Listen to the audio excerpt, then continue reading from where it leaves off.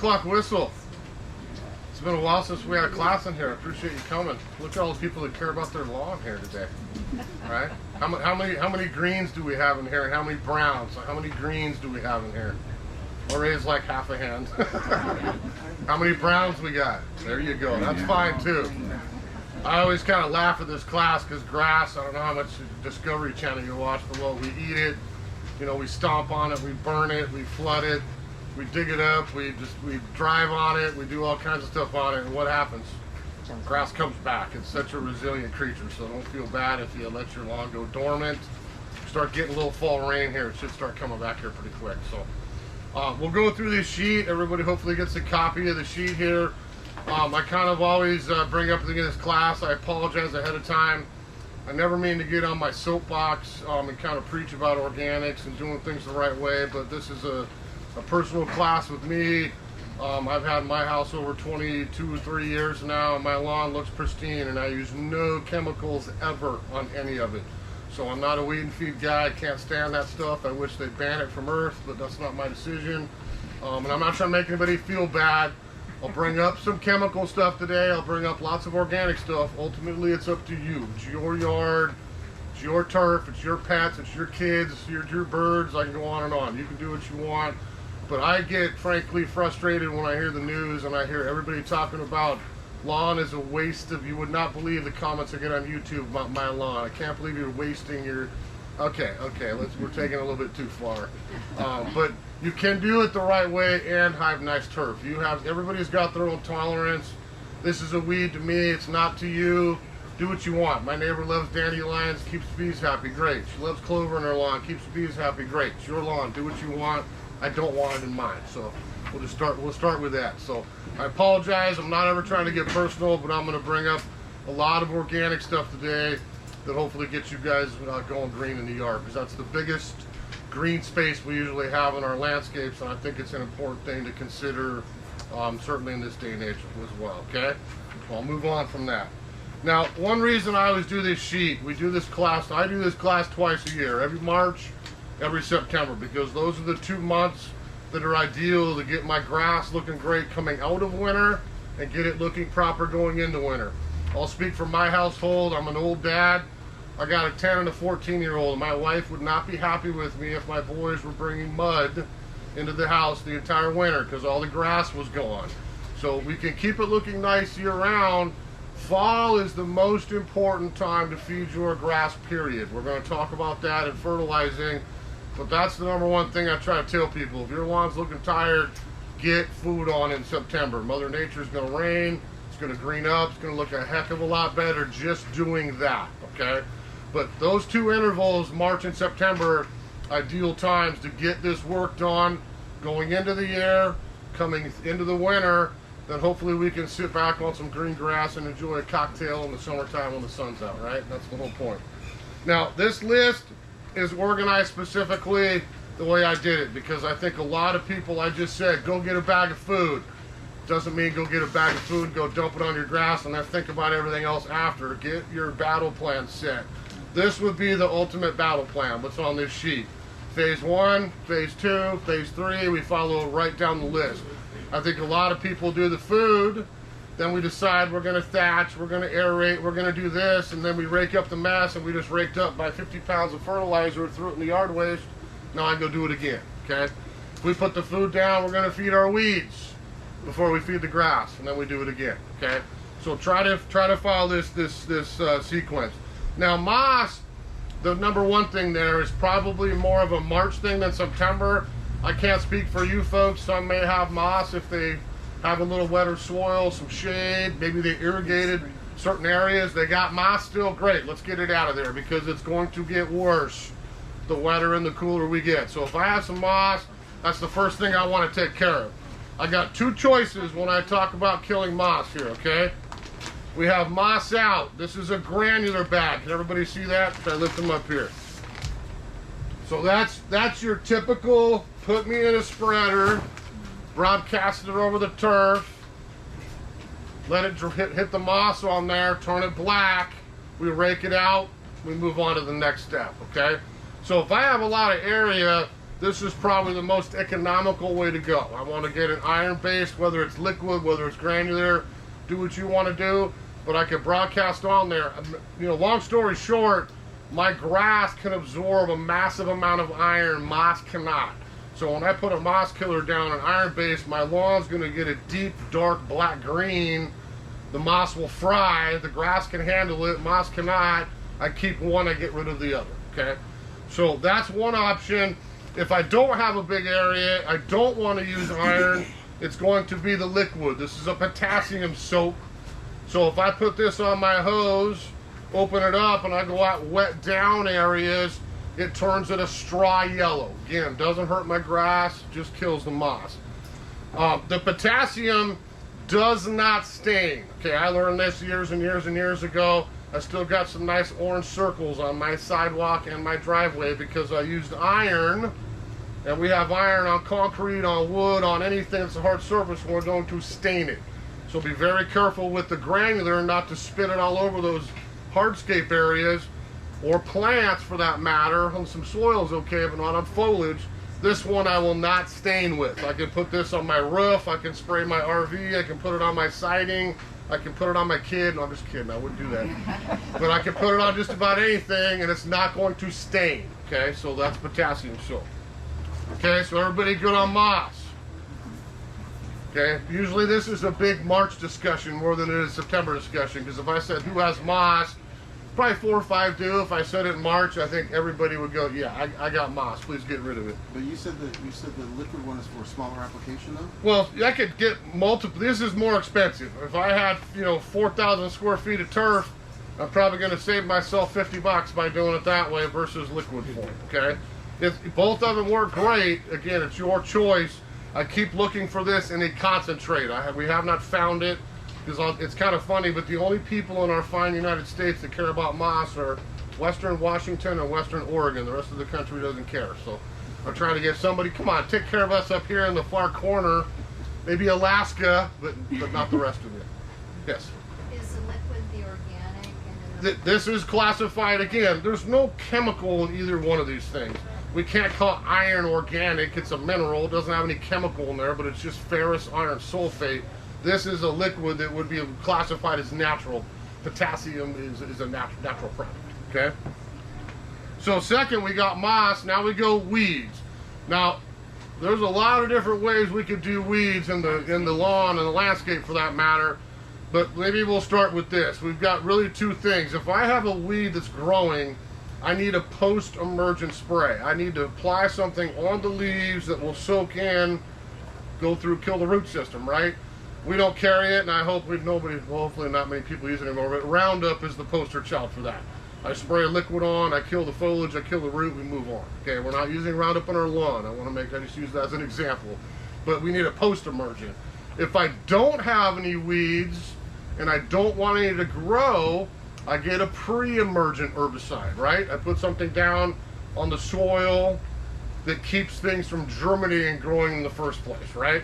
The problem with this in the lawn is if I use a pre-emergent, I can't seed my lawn, okay? So if you don't need to overseed, do whichever you want. If you're like me and I like to thatch and I like to overseed those 2 seasons, I have to put a pre-emergent down 3 months after I seed. If I have to wait 3 months. So if I put a pre-emergent down, I can't put seed down, it won't grow, okay? You're gonna get sparse thing and you're gonna have to do it again. So we have a little bit of both.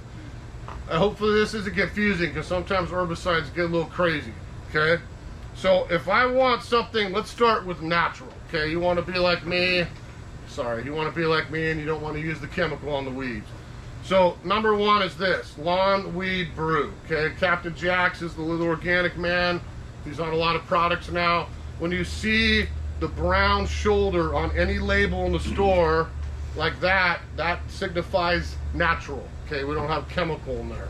So this is an iron-based herbicide. Now, I use this exclusively in my yard. Do I have to walk around with my screwdriver and pop a nasty bit of clover off and on? Yes. Do I have to get a piece of oxalis once in a while? Yes. Does it kill horsetail? Absolutely not. Does it kill buttercup? Absolutely not. Okay, so common weeds, spurge, dandelions, all the vast majority of stuff we have, this does very well, okay? Now, if you were listening and I would talked about iron, right? This is iron. So what's going to happen if I spray this on my turf? I almost get 2 birds with 1 stone, as they say. This will kill my moss and kill the weeds, okay? So if I want to save some money and some time, this is what I have chosen to do for a number of years in a row, because I can get everything in one fell swoop.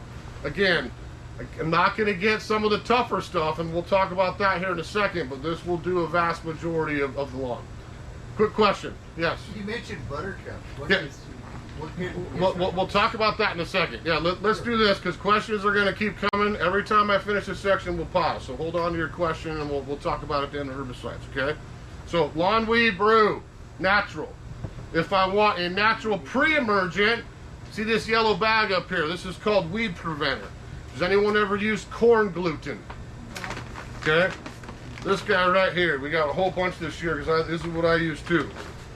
So I use this on my lawn, I use it on my landscape beds, I use it anywhere. Okay, again, I can't use this if I'm going to put seed down. I can't put this on my vegetable garden and then try to grow vegetable seeds. They're not going to germinate. But if I have a typical garden that's established, this isn't going to hurt anything at all. And it's totally organic, corn gluten.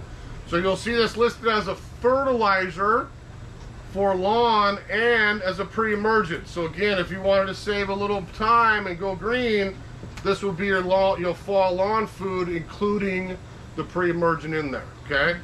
So unfortunately, biodiesel is scooping up the vast majority of raw corn gluten these days. So the price of this has gone to, wow, that's really cheap, to like, it's almost the price of regular lawn food anymore. So for the class, because I like it, everything's going to be on sale. We'll talk about the end, but I put this on super special. This is on for 25 bucks instead of 45 bucks. So that's on special here for the week for the lawn class, okay? So pre-emergent plus lawn food, post-emergent if I'm going natural, okay? Now, the other 3 things we carry are right in front here for herbicides, and these are all chemical. If we look at that label, it's not brown, right? It's not a natural product. These are all chemical-based products. They're not systemic. It's not as bad as the Roundup and some things we hear on the news, but it still is chemical, okay? So there's a couple different things here. So Weed Beater Ultra, has people used, what's a comparable one? How about Weed Be Gone? Anyone used Weed Be Gone before? Ortho, I think, makes it still. I think it's still around, isn't it? Yeah. So this would be that, kind of an old school 2,4-D based herbicide, post-emergent, but it's different because it works in colder weather. We choose not to get Weed Be Gone because what they don't tell you is works best when it's 75 degrees. That's great, we're 75 plenty of the summer. I'd rather get my weeds done early in the spring before they go to seed, and in the fall before they go to seed, so I don't have the weeds in the summer. Does that make sense? So the benefit of this, if we're gonna go that route, is cooler weather. This goes down to about 45 degrees and will still kill weeds. So that's incredible for a chemical-based herbicide, all right? Brush killer. What is he insane? What is he selling me brush killer for? I keep telling Bonide to make the print bigger. Will not harm your lawn, and the tiniest little print in the front of the label there, okay? Now, this will kill anything it touches, except grass, okay? It does not hurt lawn, but my tree, my perennial, my peony, my rhodie, my shrub, it's gonna kill anything it touches, so be very, very careful, okay? Now, if I had a lawn that was filled with horsetail, buttercup, clover, the worst of the worst, you know, maybe the 5 worst weeds in existence, right? And I'm like, well, I'd like to go green, but how am I going to get this back to grass? I don't want the rest of this stuff. I like this versus a weed and feed, because when I buy a weed and feed, I broadcast death over my entire property, right? And the fertilizer is crappy anyway, but that's a different story. So we buy a herbicide liquid because now I can spot spray. I can walk around and focus it where I need it, keep the kids, keep the animals, keep everybody out of there for the day. Once it dries on, I'm fine. I worry about the weed and feed because that residue is just sitting there on the blades, the soil, the pet, the dog, the cat, me, the kid, whatever. It gets it on the shoes, and here it comes in the house or the garage or wherever. So this would be, to me, a safer way to go if I have to go liquid. Get a spray that will kill what you're trying to get rid of, Use it once, especially when it's warmer now in the fall. You'll get rid of it and you can move on. Okay, so Ultra, this is probably the top end, the brush killer, to get the really, really hard stuff. Okay, and this is a brand new thing we brought in this year called DuraTurf. So this would be for the golf course guy, you know, the one that doesn't mind a little chemical using, but he wants pristine lawn. All right, because this is both post-emergent and pre-emergent. So this is a new mixture. EPA finally gave Bonide the register on this about a year ago, but I plug this on my hose and I spray it on my turf. I've killed whatever weeds it touches. It settles down, makes a film, and I've got a pre-emergent, so nothing else will grow for 3 months. Can't do seed again if I do it this way, but after my seed grows in, I could use that as an option down the road. Okay, so again, the herbicides get kind of confusing. I'm hoping the big things we picked up were, again, post-emergent. I spray an existing weed. If I have weeds growing and I put a pre-emergent down, it's not going to kill anything. Does that make sense? Okay, or I got to get one that does both, or you choose me, the natural way. Maybe you got to crawl around once every couple weeks and pop a couple ones that your spray will not kill. Okay, again, everybody knows weeds. One person's trash, another one's treasure. You love clover, you love dandelion, it's your lawn. Do what you want to do. I'm not up here trying to tell you to dig it all up. Everybody's got different tolerances, but if you wanted to get it back to just grass, I get selective herbicides like these. I kill what I don't want and I don't harm my lawn. Okay, is that making sense? All right, so questions on weed control. This is usually one a lot of people have questions. Yes, in the back. For the product that you just that you spoke about, is the only one that we use for seeding plants the Captain Jacks? Captain Jack's, or again, if I use brush killer or the Weed Beater Ultra, I'm not going to inhibit my seed from growing. So I put it down, I wait a few days, it does its damage, I go back and put seed down. That's not a problem at all. Okay, I just have to avoid the pre-emergent. This would be pre-emergent, and our corn gluten bag. I would wait and put that on after my seed grows in the fall, then I can apply it later. Okay? Yes? Will that kill English ivy? English ivy, you're going to have to get this. I'll be like Vanna White. You're going to have to get this fine product, sir. I hate to say. You know, I smile. I'm actually on one of the Department of Ecology boards now for weeds. And I'm happy to say that we finally won. English ivy is banned from the state of Washington. I've refused to sell it for years. Now it is illegal to sell and buy it in Washington. They're not going to come to your house, make you burn it down if you have it, but you're not going to be able to buy it anymore. Finally, we'll start winning because it's taking over the native areas. Yes? Which is the better of the two? Is the Ultra good Well, with clover? they're both great with clover. If I have everything that I don't want in the world, I'm probably going for that brush killer first and foremost, because horsetail, buttercup are probably the two outliers. If you have those two, you get brush killer. I'm going to be brutally honest. If I don't have that, do what you want, because I think the other ones will take care of it. Bad case of clover. Well, and the problem, you know, we don't want to turn this into a weed class, but the clover, the problem is, you look at a clover, it's what? It's waxy, it's got a pubescent leaf, it's hairy. I could put water on it, watch the morning dew to sit on it like a bead. I have to penetrate the foliage to get into to kill the root system. So Bonide I can speak for, I can't speak for other companies. They put a little tiny bit of what we call a surfactant in all their herbicides. So that if you don't use that, use it. We sell it. Soap is the same idea. You put a couple drops of dish soap in your spray solution, that acts as an adhesive, a coagulant, that sticks it to the foliage, breaks down the leaf better, and then you get better action from the spray. Okay? Yes? I've got a couple questions. Yeah. First, I've got red moss, Uh-huh. or not red moss, red clover Yep. growing underneath a Japanese maple. Okay. And so it's in The root next to system? The root Yeah. system. Probably is it- going to have to try to hand pull that a little bit, I hate to say. And the it's sooner the not- better, because the longer we leave it, the more clover we got. Well, Yeah. it's way out of control. Well, either that or be really careful not to spray so much on that it's really getting into the soil, so the tree roots. What I might gee, everyone heard what he asked. So a lot of people have this. We have an old tree. It's established, mulch underneath it. It's nothing but weeds. So the roots are right there. If I start spraying death on the base of that tree, is that tree going to soak it up, right? That's essentially what you're asking me. What I would do in that case is water the living daylights out of that tree. So it's been a dry summer. Everyone would agree on that. I water the daylights out of that tree, make sure it is not thirsty at all. Then I can go back and probably apply a little spray on those surface weeds. Those roots will not absorb that herbicide. If that tree is dry and it's thirsty and I get any liquid of any kind near its root system, it's going to soak it up like a sieve, and you're probably going to have a little bit of herbicide damage on there. So okay? that might be a good thing to do after the winter time. Well, I'd say how about this fall? I mean, if it was on my yard, I just did the same thing, honestly, with one of my big maples because I remulched it. I put a soaker hose underneath it, let it run for the whole darn day. You know, just saturate it, go, they're nice and wet underneath there. Then I could go back and plant some stuff, add my bulbs, do what I wanted to Okay. do. Okay. Then Real quick, go for the second one. We got to yeah, keep going. Second question is spraying the brush killer Uh-huh.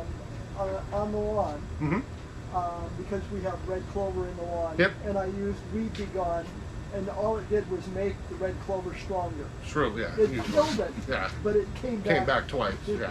Yeah. So I'm wondering, using So brush killer will be another step up above Weed Be Gone, Weed Beater but Ultra as for I sure. spray it on, I've got fuchsias and other. Get a piece of cardboard or something to protect your border because you don't want any mist or drift getting on your Okay, plants. that's what I'm Yeah. looking for. Same thing, they're going to soak it up and you're going to look in a week and see a little bit of burn on all the foliage on the side. Yeah, go ahead. Brush killer Yep. for morning glory and crabgrass. Morning glory, not crabgrass, because again, that's a different creature. Grass is Okay. half, everything else is one. I'm not going to do anything. This would be the one thing on the I have up here that's going to do crabgrass. Okay. Okay, that guy's crabgrass. Okay, the DuraTurf. All right, so we've got moss, we've got weeds out. Now we can kind of start the fun part, I'd say. And this is not for everybody, but I always put this 3 because some people like to thatch, some people like to aerate, some people do both, okay? I've never had to aerate. I'm going to be honest and say I've never gotten to the point where my soil's so compact that I had to aerate. I belong to a golf club. Guess what? We aerate twice a year. Cover it in sand because it drains and it makes beautiful turf. I have not gotten to that point. I would ask you this, would be my question. If you said, should I aerate or should I not aerate? Did you try to keep your grass green this summer and it still went brown? If it's hard as a rock, I'm on a slope, a sunny area. Did you sit there and water it and watch it run off the surface and it's gone? Okay. Okay. If that's the case, we might want to aerate those areas or do the whole entire lawn. If I water and it soaks in and I've got green grass, I would not worry about root compaction or crowding or anything like that at this point, okay? To me, the more important thing is thatch. Who's thatched before? We'll get most of you. So we can go, you know, I'm 55 now and I'm proud to admit that. But I'll tell you, for years, this was my shoulder destroyer. Okay, this is my Conan the Barbarian thatch rake. This is a new one because we actually have people ask for them again. I have 2 in my garage that are well used. But if you're in for a workout, I kill moss, I kill my weeds, and I want to de-thatch all that brown grass, that dead turf, that debris accumulation, and get it out. You're going to get on a weekend of this, and you're going to have some big old Arnold Schwarzenegger shoulders when you're done, okay? So that's manual labor right there. I succumbed about 2 years ago and said, what am I killing myself for? I'm going to get a machine. So I can have a company do it. I go down to Pilchuck. I think they got bought now by somebody down on State. I got Herc in Everett where I live. I've gotten one there. You're going to get yourself a little thatch machine. Probably cost you $50. You'll be done. I have 2,000 square feet and I'm done less than an hour. I mean, it goes really quick.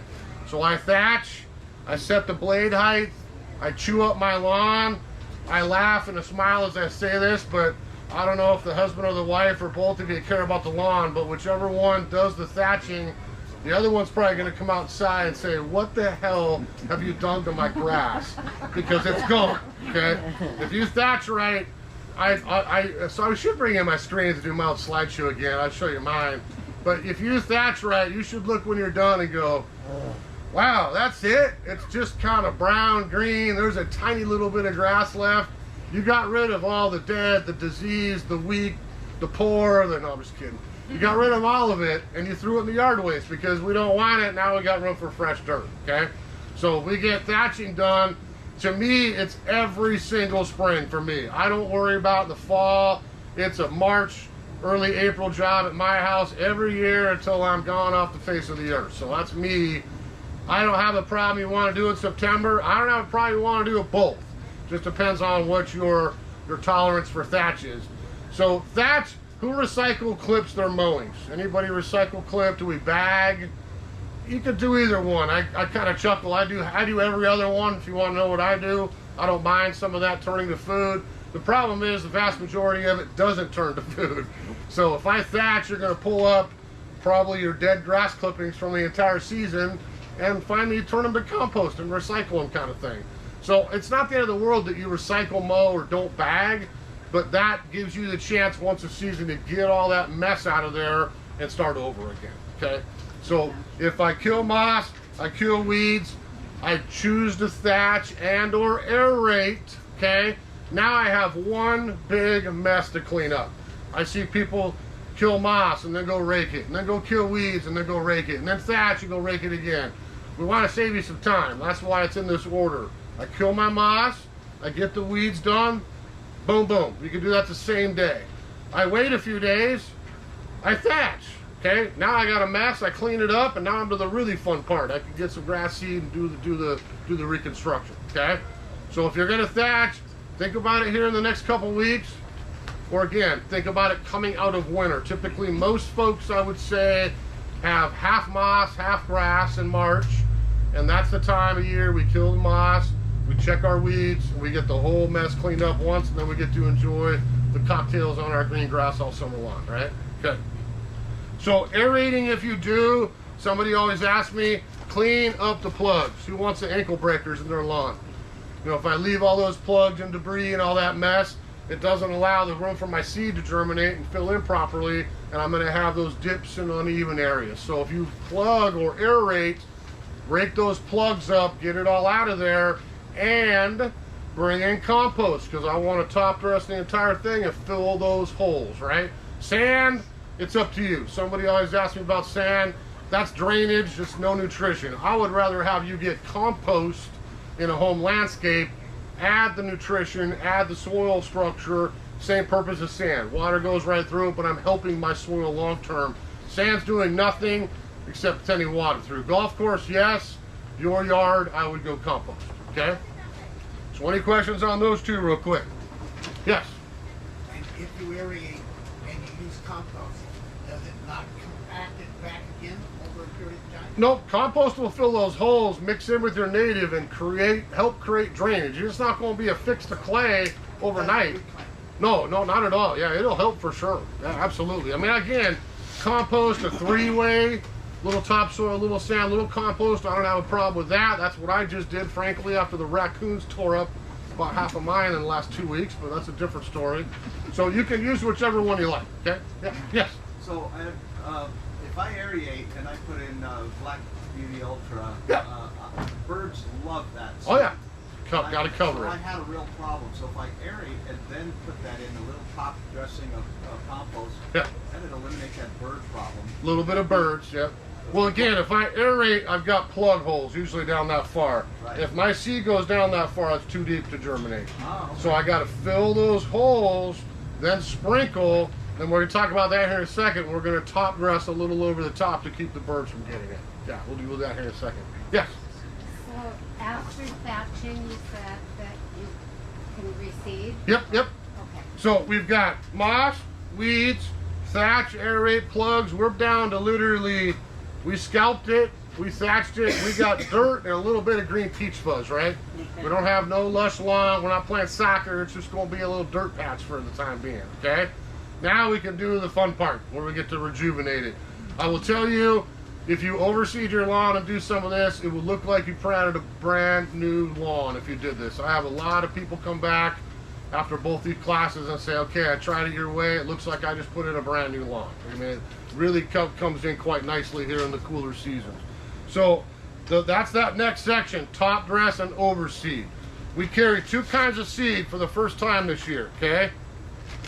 There's nothing wrong with either of them. You can make your own choice. We bag our own to try to keep the price down. The packaged stuff just adds more plastic to me. It adds more money, and we got to pay. It's just, this is the cheapest way we found to do it. We buy huge bags in bulk. We get our fun little scale out. We measure it. We put stickers on it in little paper bags, and you can take home a little paper bag. So Green Label is our old school Seattle shade and sun. Mixture of fescues, ryegrasses, shade, sun, everywhere in between. Western Washington, Western Oregon only. It's perfect Pacific Northwest seed for this side of the mountains. There's nothing wrong with it at all, okay? This is what I've used myself over 20 years, and I still will use it again, I'm sure. This is the news child we call Black Beauty. It's got a black little Sunnyside sticker on it. You'll see both on the shelf in there. This is the first year I bought this in for you guys. I've been playing with this at my house for 2 seasons at home because I wanted to see what it did.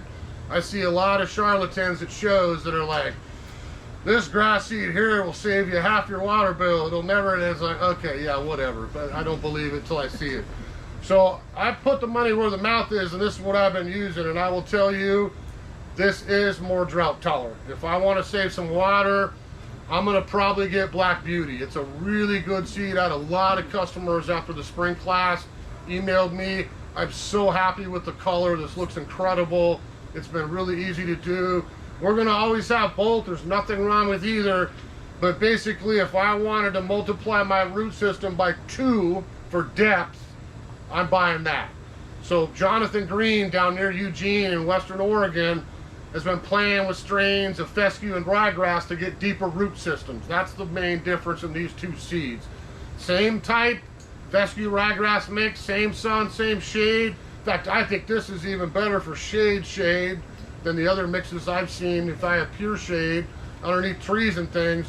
But I've seen a huge difference in I always had green because I feed and I take care of my turf, but I have not watered nearly as much the last 2 summers. I'm not a huge water guy anyway.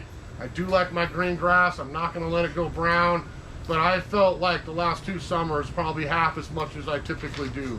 I don't think I touched it until early July this year, you know, and everything still looked great. It has been a little bit more these 2 months, but that's every single summer if we want to keep it green. So I'll let you pick. I think you'll be happy with either one. If I had one and I mixed the other, don't worry about it. You don't have to rip the entire lawn out. Put the new one in. I don't think you're going to even tell the difference, except as this tends to take over with overseedings, which is my yard, I think you're going to just see a little less water use, okay? So either one's good to go. But if I've got bare ground, I take seed, right? And then the next one is fertilizer, organic lawn food, and I put those 2 things down, and I top dress it with a little compost. Off we go for a new seed, okay? He mentioned the birds. That's the main 2 reasons. We gotta love my birds. I don't mind you borrowing a little bit of my seed, but don't take it all. And the other thing we never know is Mother Nature around here. When is it going to start raining? It was supposed to rain this morning. I said, yeah, I don't think so. Maybe tomorrow. Is it a week? Is it 2 weeks? You know it's going to rain, and it's going to be plenty wet over the winter. That's not going to change for us in Western Washington. But that's my timing I would recommend to you. Are you leaving town the next few weeks? No. Okay. Do what you want. Yeah, we're leaving to go on vacation for 2 weeks. We're back at the end of the month. Well, I might do this when I get back, because if I do all this work, I put the seed down, I put the food down, I do everything I told you to do, and I top dress it, and then it's sunny for 2 days, and that seed starts to sprout, and it dries out, I gotta do it again, okay? We have to keep new seed moist. So top dressing is the #1 thing I don't think people do, and I think you should, because it would eliminate your birds, and it's going to help you keep it wet. To me, it's the signal. When I do mine, I get bales of compost right here, okay, or top coat. You can even, that's super fine compost, and I put those over the top of that seed. I'm not burying it. I need like a 1/8 of an inch to a quarter. That's it. It's like clockwork. I get 2 buckets. I go to the corner. I start tossing it out. When I see no seed and a nice even covering, I'm good to go. I wet it down, I walk away. I come home for work the next day. Oop, compost looks dark brown black, still wet, I'm good. I come home after work that next day, ooh, that's kind of light. Let me stand away from the grass, get my nozzle out, and I don't need to flood it. I just need to make sure it stays moist, okay? I'm not putting an inch of water on it. If you have a sprinkler system, maybe you turn it on for a minute and just let it get everything wet, turn it back off. We're good to go. We'll do that again the next day. So ideally, the point of this is you need to make your own choice. What's your weekend schedule? I got soccer tournaments the next 3. I got, you know, whatever. Everybody's got stuff to do. Okay, I can work on moss, weeds, thatch this weekend. The next weekend, I can get my seed, my food, my top dress done, and off we go, okay? So wait a week, wait 2 weeks. I would kind of write yourself a note, you know, first week of October, I would try to get this going. I think I've pressed Mother Nature a couple years as half scientist trying to see how late can I do this and it still works. I think I got to like the 3rd week of October and I got lucky one year that we didn't get cold early and it filled in. A couple other times I did it in early November. It started to, we got cold and I had some dirt for the winter, which I did not want, okay? So you can, again, pick your weekend.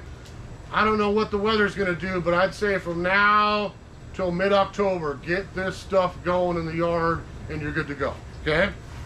So I pointed at 2 things, compost bales, compost bags, and this is Top Coat, the fancy guy with the gloves driving his lawnmower, okay? These are exactly the same thing. There's nothing different between Top Coat and compost except for this has been screened, okay? I've used both. I don't care. They're almost the same price. It doesn't really matter. But this is finer compost. If you want no wood, no splinter, no hunk of anything, get Top Coat. I'd say the guys with the or the ladies with the massive amount of square footage that aren't going to be me with their buckets having fun, listening to some music and tossing some seed cover are going to want to put it in some sort of broadcaster to get the compost on it. That would be the one to get then, because this will be woody, probably clog your holes up a little bit, won't come out quite as easy. But this is a 1.5 cubic bag. This is a 1.5 cubic bag. If I'm covering seed at my 1/8 1/4 inch, that should do about 200 square feet, one bag. That's a lot of square footage for one bag. Bales are twice that. Okay, so I'm telling you, 20 years in a row, 5 bales of compost do my yard like clockwork. Spring, fall, never ends. At 2,000 feet. I keep, what's that? At 2,000 feet. At 2,000 square feet is what I got, and that's exactly what I use. Again, I put down that, it's too much for seed, it's not gonna grow. I don't put any down, the birds get it. We dry out, we gotta do it again. We gotta just get that little dusting over the top there that we can keep moist. Now we got happy grass seed here pretty quick. This time of year, if I went home today and seeded, okay, covered it, fed it, did all the things I'm talking about, I should probably see peach fuzz coming up in a week. And I bet you a month I've got lawn, but I bet you 2 weeks you're probably like, yeah, I could get out there and walk on it, I could start mowing. It comes up pretty fast. We got warm days, cool nights, and again, I would think a lot of rain coming to help us out here pretty quick, okay? So, top dress. The other bag I brought up here is Topsoil Plus. Now, if I'm in my yard and I pop a clover out, or I should show you on my phone if you want to laugh, not laugh with me, if you want to scream with me, I'll show you the raccoon damage that has dug up about 40% of my lawn in the last 3 weeks. Every night, 3 o'clock in the morning, grab my earthworms. So I can't put compost on that. It's going to settle. It's too loose. I need topsoil. So if I'm filling a divot, a hole, something I need to fix, level, I'm buying that dark green bag, much, much heavier. I can throw that out, stomp on it. Now I got my firm base, just like my yard, that I can do my seed, my food, and then cover it with some top dress, okay? So those are kind of your soil things. Now, just 1 second, we'll get it. So we talked about the seed. I don't think I brought the organic food up here, okay? So this is about a 5,000 square foot bag. This is a Spoma. Ooh, that smells good. I like organic food. So we don't have to use this whole thing, okay? If I don't have that big of a yard, use half, bundle it up, put it in the garage. Now I got my spring dose down. Okay, with the discount, I can see the smart lawn people usually buy a lot of organic food because then we save it for next year as well, kind of thing. So organic lawn food never ever burns seed. This is one of the reasons I don't like Scott's. I don't like weed and feeds. All that stuff's got way too much nitrogen. You're gonna put it down, you're gonna mow like crazy. It's like crack for your lawn. Grows like a weed and then dies. And then it grows like a weed and it dies every time you put it down. If we go organic, just gonna see that nice gentle green the whole year. I have fed my lawn one time this season. And I'll show you the picture on my phone from yesterday with the coons. You can see the color. It's beautiful. I don't need it yet. I'm gonna do it in the fall because like I said, that's the most important time to feed your lawn. But that might be it, spring, fall. A bad year, maybe one time in the summer. I find people that do the Scotts and the synthetics, we put that granulated crack down about every 6 weeks. It just never ends. And we mow a whole bunch and then it crashes. And then we mow a whole bunch. This way it's just nice and easy the whole season. But to this class specifically, if I'm putting seed down and I put a synthetic food down, I will burn my seed and I'll have to do it again. So always use organic, or if you're like, screw his organic speech, I'm doing my own thing, get a seed starter synthetic, not regular lawn food, because it will not have the nitrogen level. And again, we're not going to burn our seed that way, okay? So yes, you can put down lawn food, seed, all this, boom, boom, boom, and then cover the entire thing with your top dress, okay? We're not going to do one, put soil, and then do the next. We're going to do seed, we'll put food down. And the last one, number 6, is lime, okay, lightning lime. I would do all 3 of those things, broadcast on the entire lawn, top dress the whole thing, now I'm good to go, you know, for going in. So lime, does anyone use lime in here? Yeah. I do, a lot of places. So we have super acidic soil, okay, and we're not going to change that at all. The vast majority of our landscapes, our plants, love the acidity. We're not changing our rhodie, our azalea. I can go on and on. Everything likes acid soil. We're fine with that. The 2 things that don't are our vegetable garden and our turf, okay? So I put lime down vegetable garden every year, and I do my lawn every year. Spring, fall, spring, fall. Lime is not a food. It's not a moss killer. I want to make sure that's clear because I have a lot of people leave this class. Well, I'll just buy lime. That does everything. It's not a food. It's not a moss killer. It's a preventer. If I put lime down, I'm bringing the pH of my soil up from acidity. Grass loves sweet soil. Moss hates it. So I will tell you from my experience, I don't have much moss anymore even coming out of winter. I only have it where it probably should be. Wet, shady corners that don't get much sun when it's that high in the sky. And you know what I mean because you live here, okay? I don't have my entire lawn full of moss like it was before because over the years, I have gotten that pH up to the point where it's not acidic, moss doesn't care for it, and my grass looks a whole lot better. Is that making sense? So if I go home and dump this on, is it going to fix it today? No. But if I get in the habit of doing this at least once a year or twice, even better, when the rains come, I'm going to keep that pH up on my dirt. Go get a pH meter, shove it in the ground, and what does it tell you? I bet you it's going to say 6, 5.8, 6, 6.2, somewhere in there. We want to try to get that towards 7, neutral or a little higher. Just in the lawn, we're going to have a little less work to do with all of it, okay? So food, lime, seed, top dress. That's a whole bunch at once, right? All right. I got to take a deep breath. Questions on that part? Yes? So looking for all this, I'm thinking of my backyard. That's the most important to me right now. Yeah. Is getting that back up. So they do all this, get it all top dressed. My question is, I have, it's basically our dog's bathroom. How does that affect Yes? everything? How would you address Well, that's going to always be a tough one because our best friend is still our best friend. It's not, we're going to kick the dog out of the family. Have you tried making like an area like this is where we're going to go, or rotate it? You know, get most of it fixed, maybe a little cheap, I don't know how big the dog is, or dig or fence. So, okay, you hang out here while I get this fixed. Then we could swap, maybe try it that way where you can get the whole thing done. Is it he or she? They're she's. She's.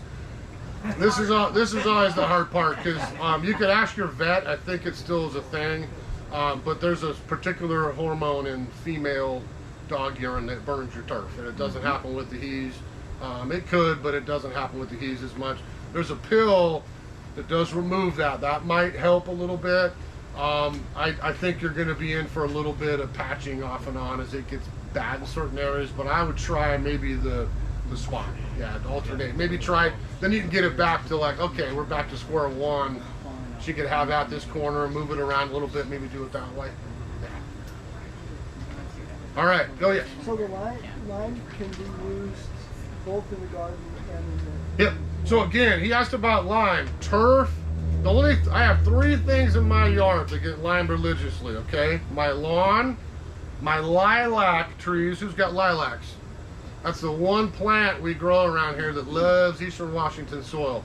So whenever I have lime left from doing my lawn or my veggies, I go dump it at the base of the lilacs. Keeps them happy too.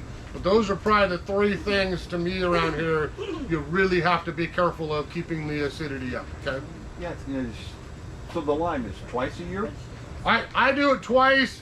There's two once. I would at least get it 1 time a year. I would, if you really want to catch up, September, March, twice a year. Right before the rain comes, wash it in. This is again, people are so used to sprays. I can't let it rain. I don't want it to get wet. I'm spraying weeds. I got to be dry. All that's the absolute truth. This is the opposite.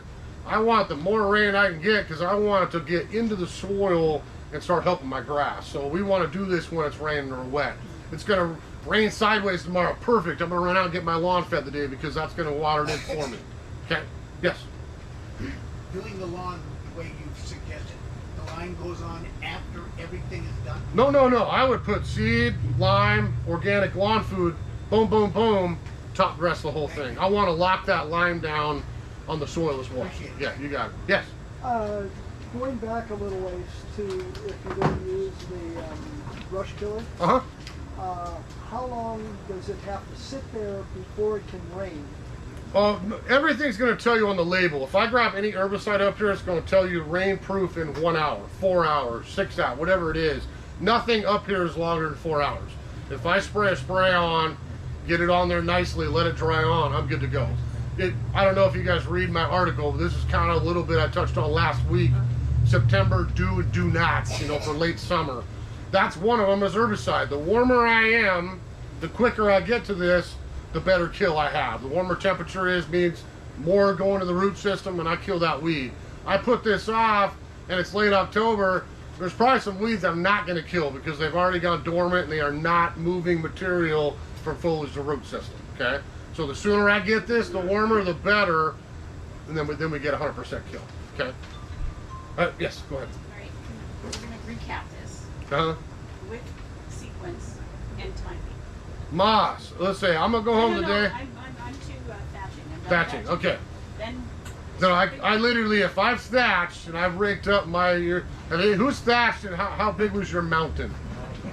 I think I have a massive yard waste and I've chuckled, like it packs pretty well because it's super light and fluffy. I think I filled it 3 times last time I thatched.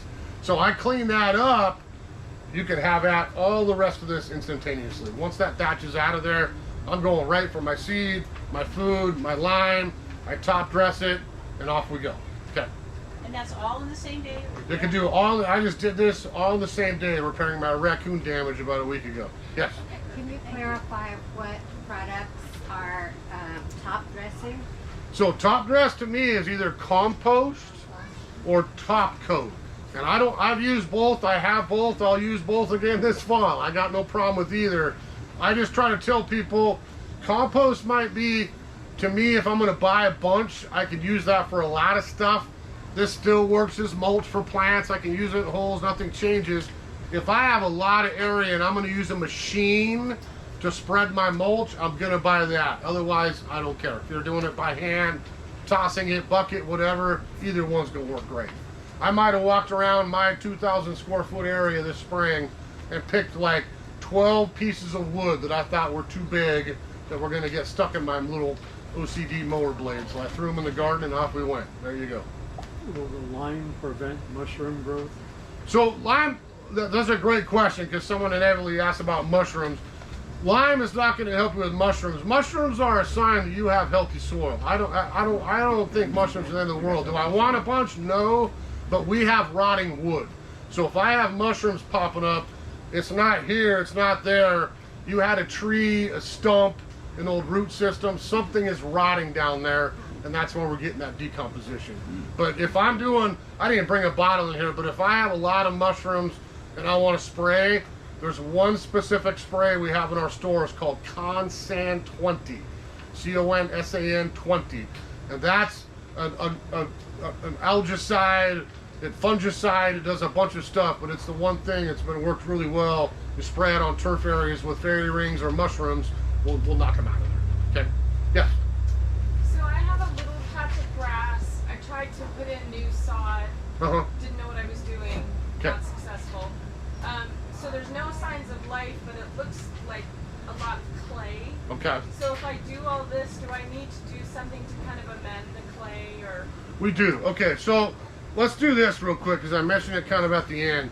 If we talk the one thing we need for lawn, I don't need a foot, I don't need 2 feet. We talk trees, we talk shrubs, we're in different animals as far as root depth. I need 6 or 8 inches of really good soil to grow lawn in long term. I don't need a huge amount. She brought up a great example because someone inevitably asked me, they bought a house at the new cul-de-sac. The contractor just built a new development down here and I bought one of them. Why does my yard suck, to be frank? So we drive a bulldozer over it for 2 months. We compact everything to concrete. They bring in about that much good black soil usually. Then throw everything down, you buy the house, oh, it looks great. A year later, it's all crashed because we have clay. So long story, and the way to introduce that is we have to break up that clay. We've got to figure out a way to get better drainage in there, or it's going to look great for a year or two, then they're going to do the same thing again and again and again. So again, a lot of this is money, it's time, the investment. What do I want to do? What's my ultimate goal? This is the same discussion my left and right brain had 22 years ago when I bought my house in Everett, an old place. Soil was crap, lawn was crap, weeds were crap, the whole thing was crap. So, okay, I can do this every year, or I could just buck it up, bust this out, fix the soil, and never do it again. That's exactly what's happened. So I'm not saying you're gonna get a backhoe in there and dig up your entire landscape, but if you were gonna try to fix bad clay soil, we're not doing this, you know, we're doing this. We're bringing in some really good 3-way, some compost, whatever. We are tilling that all together, mixing it up, rolling it, getting it level. Now we've got long-term solution, okay? So I would always tell people, get a square shovel, dig up a square of your soil, look at the structure. Is it, like I said, that much black and then we just got blue clay? Okay, we got to get that fixed somehow. Gypsum might be the other thing you might consider. I didn't bring a bag in. It's like lime, but it's not. And that's another bag, cheap product, calcium based, that if we throw that out on clay, it's not today, it's not next week, but that really does help create fissures, drainage, better water. It doesn't take the place of compost. I mean, we still got to do that. But maybe if I'm walking in your shoes, I'm probably fixing my soil and adding gypsum, mixing that all up, rolling it out, and then I've got sod, seed, whatever. The second half of this question, she said sod. And again, I'm not trying to tell anybody what to do with their lawn, but sod to me is supremely expensive. If you can install it yourself, great, that's a good portion of the money. But you're basically buying fiberglass mesh with 1 inch of somebody else's dirt and their grass seed on it. Some sod farms have been great. I won't lie to you. The vast majority of people I talk to that buy sod, it just doesn't do well long term, because I don't know that they care once they roll it up and send it to the Lowe's or wherever they're selling it these days. You pay 10 bucks for a roll and then you're like, great, now I got to do this again. So seed's super cheap. I mean, I'm telling you, you could do small lawn, big lawn. If you've got some time and you could throw some seed, top dress and all that, you're going to spend a fraction of the money.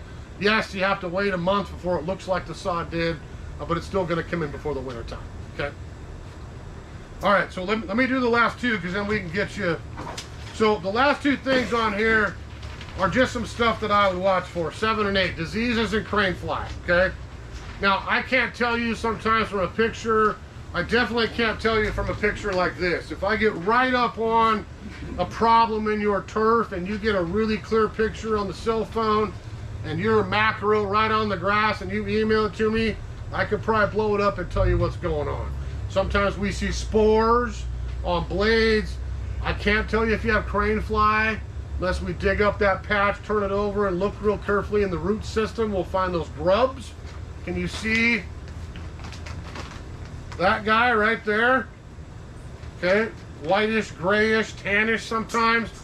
Crane fly is like daddy long legs mosquito meets the spider. If you see those little guys that come in the fall at night, she's skimming across your grass, laying 1 billion eggs at least. Those develop into larvae. What they eat is grass roots. So I have a lot of people that had brown, it just keeps going. We probably got to treat crane fly if that's our problem, because they're just going to eat your whole lawn, and we got to go back and start it over. No one is immune from crane fly. I've had a little bit of it off and on over the years too. Usually you can get them, walk out at night and step on the moms if you can find them growing in the grass. But crane fly is pretty prevalent here in Washington, okay?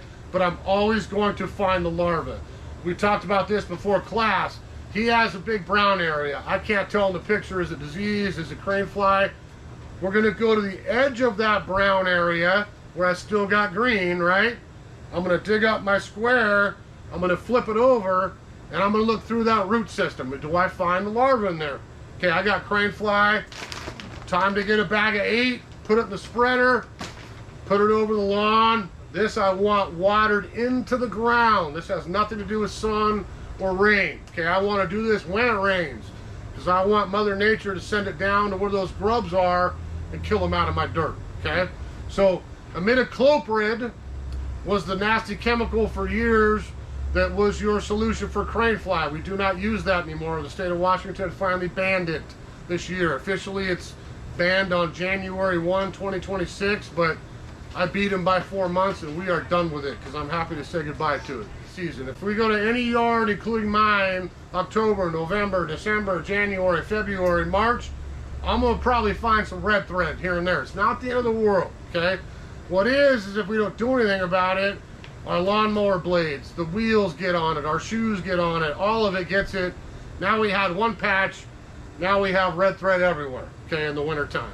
So feeding helps it grow out of it, but if you have a bad case of thatch disease, this might be something we want to treat for. So we get infused in a bag, we broadcast spread that. Again, let it get on there, burn them. We don't do with this the dog, we don't let the kids out, this is chemical, okay? If we want to go a little safer way, we get any one of these 3, okay? We have neem oil, we have copper fungicide, and we have a product called Revitalize right here. These are great things to use all over the landscape. We use all these at the nursery here too because we go safe, okay?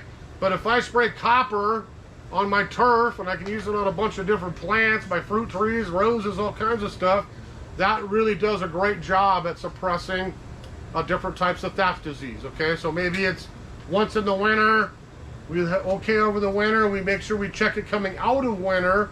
Once it warms up and dries out, we're good to go, you know, for the rest of the season. Same with neem oil. I've been playing around with a lot of this on my turf, seeing what it helps with, what it doesn't help with. Neem oil, fungicide, insecticide, miticide, everything aside, okay? Neem oil does pretty much all of it. The last one is Revitalize, and this one always sounds funny. They call this a biofungicide. It almost sounds nuclear, like it's the worst one up here, right? But that's the safest one up here, to be honest with you. Biofungicide is basically a fungus-eating bacteria in a molasses solution. If I open that up, it would make me think of grandma's molasses cookie. It kind of smells like sugar. But that's growing my microbes. So when I apply that on a plant, a rose, fruit, vegetable, lawn, anywhere, that eats the disease, okay? So am I gonna walk out one time and do this and think I fixed everything in the world? No. But if I want something that I can use on some sort of regular basis to prevent myself from even getting any of that mess, that's the way to go, okay? Yes? Is the Revitalize good for powdery mildew? powdery mildew, black spot. I use it typically, I mean, I put on a lot of stuff at my house, but this is everything disease. I mean, it's peony blight, it's mildew the vegetable garden, tomato blight, it's the lawn issue, it's everything. This isn't gonna hurt any plant ever. And that's just a natural solution. Am I gonna drink it? Probably not. But I can spray it everywhere, and that would be the natural way to go. Is that a concentrate? This is concentrate. We have little, I think we still have little Windex bottles too, yeah, in there. But again, if you've got a little sprayer, you know, on a side note, who's got a little pump sprayer? Who has 2 pump sprayers? Already, who has 3? I'd keep my hand on it. So take a minute with your pump sprayers and really think about what you're doing in the yard. I would have a Sharpie, Death, herbicide, whatever you want to call it, there's one, okay? Then we have our one we use for other things in the yard, okay? So try to keep the 2 separate. You may think you wash it out, but I would always have one we use for killing things and one we use for helping things. So we kind of keep those 2 separate, then we don't have to worry about it, okay? All right. So I think you can see the last few little things there. Starting over, we talked about soil. I kind of gave sod a bad name. Again, I'm not trying to hurt anybody's feelings. Sod versus seed. Mr. Mole is always a fun discussion if you want to talk about him. But just remember, I mean, again, if you go in and do some shopping, you tell them you're in the class today. The day's day 1. You got this entire week through Friday to shop, okay? Stash what you need, even if you're not going to do it. You got 20% off everything up here for the class. So all the different soils, the food, everything's 20% off. And like I mentioned, if you want to give this corn gluten a try, this is a fabulous product. And I don't just use it in my lawn. I use this on my landscape beds, to be honest again. If I've got clean beds, which I do, I will put this down every fall, mulch over the top, or put it down in the fall, mulch in the spring. But when this dissolves in the rain, I've got 3 months of pre-emergent herbicide that's not going to hurt any of my plants in my yard because it's all organic again. So we don't do Casseron, Noxol, all those nasty herbicide granular products are pretty bad. This would be the organic way to go with the corn gluten. I got that 25 bucks a bag. So that does 5,000 square feet as food / pre-emergent. So that may be something to play around with as well, okay? Maybe the last thing, does anyone want to hear about moles? Or, you know, we got a couple moles. There's always some with the moles. First, I always knock on wood, because I'm lucky where I live. I'm on a little knoll. No mole, I'll knock again, has made it into my paradise yet. One of these days it's going to happen, but I'm lucky so far. So I always find this funny, because you realize it's illegal to trap a mole in the state of Washington, right? Isn't that funny? I don't think the sheriff's going to come to your house and give you a ticket, but so it's like I can have the mole trap, I can sell you the mole trap, but don't use the mole trap. How's that? That makes perfect sense, right? So if I was telling some advice on moles, I could literally have 10 of me up here. We could all feel differently. We would have 10 different stories on what works. Because I could get 10 great lawn people up here and we would all argue, like, what, are you crazy? I bought that spike and that's where he dug it up. You know, or I did this. You kidding, it didn't work at all. So everybody's going to have a little different mole brain to deal with. But I would always follow this thought process. Number 1, he's there because you have something to eat, okay? So that's number 1 first. I'd be like, all right, is it the fat earthworm? Is it the crane flag grub? Whatever it is, if I got that food maybe out of there a little bit, maybe Mr. Mole will head to the neighbors, okay? So that's phase 1. Phase 2, I try to physically send him to the neighbors with a gentle repellent reminder, we call it, okay? So Molemax works awesome. I've had a lot of customers rave about this, not just for this purpose, but a lot of other creatures in our area. It even has an armadillo on the bag if you ever get an armadillo walking through. So that covers a big area. That's castor oil, no chemical. We're not killing the mole. We're just sending him over to the neighbors, hopefully.